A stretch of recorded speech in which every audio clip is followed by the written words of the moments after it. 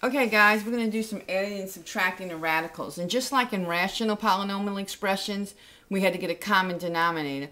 We have to have some commonality between the terms in order to add or subtract them. So let's start off with a nice easy example. For instance, if we have 3 square roots of 5 and we want to add that to 4 square roots of 5, we can easily do this. Notice they're both square roots and the radicands, or the numbers under the radical, are both 5.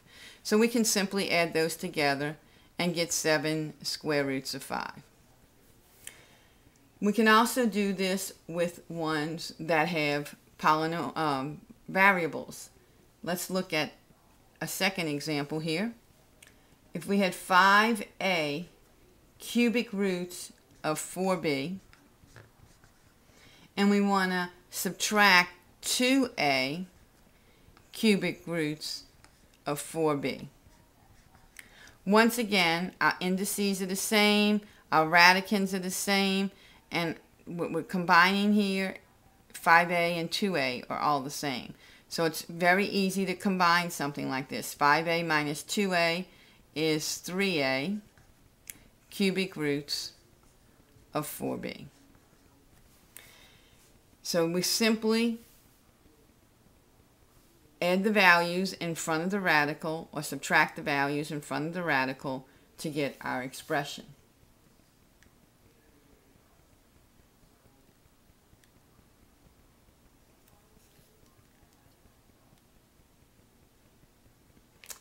Now in our next term, we're going to have problems. Sometimes you have problems where you can't simplify them.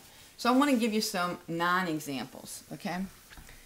For instance, if I had 9 square roots of 7 plus 3 square roots of 5 minus 2 square roots of 7, the only thing I can do here is combine these two, because this one does not have the same radicand. It has a 5, where the radicands here are 7. So I can combine this one and this one because they're alike. So 9 minus 2 gives me 7 square roots of 7.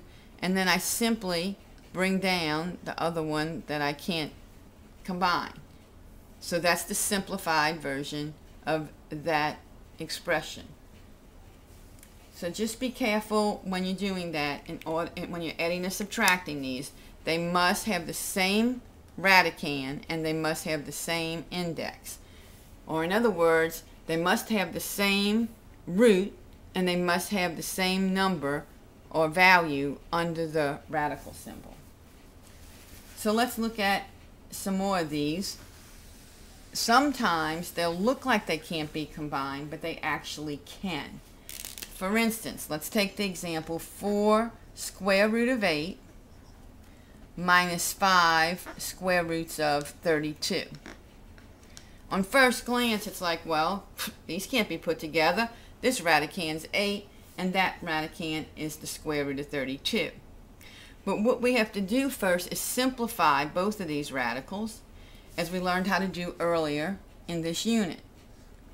We're going to simplify this into 2 parts, the square root of 4 and the square root of 2, because that gives you the square root of 8. And then in this one, we can simplify it into the square root of 16 times the square root of 2. We know we can take the square root of 4. The square root of 4 is 2, and 2 times 4 would give me 8 square roots of 2, minus the square root of 16 is 4. When we pull the 4 out of the radical, we're going to get 5. 4 times 5 gives me 20 square roots of 2. And look at this. Now our radicands, our indexes are both the same.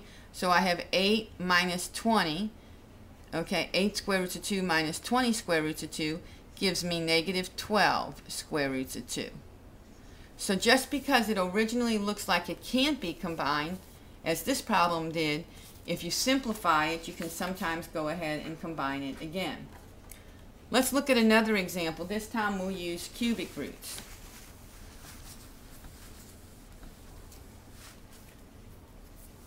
The cubic root of 250 plus 2 cubic roots of 16. Well, we're on the right track because they both have cubic roots in it. But again, we have to simplify them because our radicands, the number under the radical, are not the same. So what we're going to do is, since most of you have started memorizing your cubics, you're going to realize that 125 is in here. So we're going to divide this up into the one we can take the cubic root of and the one that we can't. 125 times 2 plus 2, and cubic root here, we have the cubic root of 8 times the cubic root of 2. Reminds me I left my cubic root off here. Okay, so now we divided them up into parts that can take the cubic root, can't take the cubic root. Can take the cubic root, can't take the cubic root. We go ahead and take the cubic root of 125, which is 5, and then we have cubic roots of 2. The cubic root of 8 is 2, and 2 times 2 gives me 4 cubic roots of 2. And now we have the same radicand, same index, so we can go ahead and combine these together. 5 plus 4 gives me 9 cubic roots of 2. Now I showed you this without the letters. Let's try another example, and this time we'll use not only letters, but we'll have a fraction as well.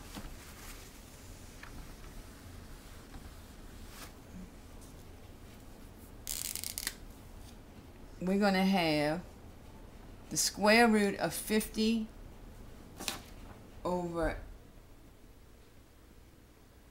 x to the 6 minus the square root of 18 over x to the 6. Okay. Again, our radicands are not the same. Our indices are. So we're going to divide this up into two parts. We're going to do the numerator and denominator separately because I can easily take this square root of x to the 6 in both of these cases. So the first part we're going to divide up into 25 times 2 in the numerator over the square root of x to the 6. In this part,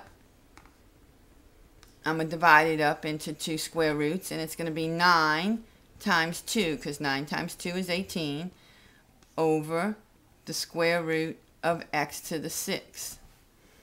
Now, we can simplify the denominators and the numerators. The square root of 25 is 5 square roots of 2, and the square root of x to the 6 is simply x to the 3rd, minus the square root of 9 is 3 square roots of 2 over the square root of x to the 6, which is simply x to the 3rd. Now, our radicands are the same, our indexes are the same, and our denominators are the same. Because if you remember correctly, when you're subtracting rationals, you have to have common denominators. So now we can go ahead and subtract. 5 minus 3 is 2 square roots of 2 over x to the 3rd. That is our simplified equation.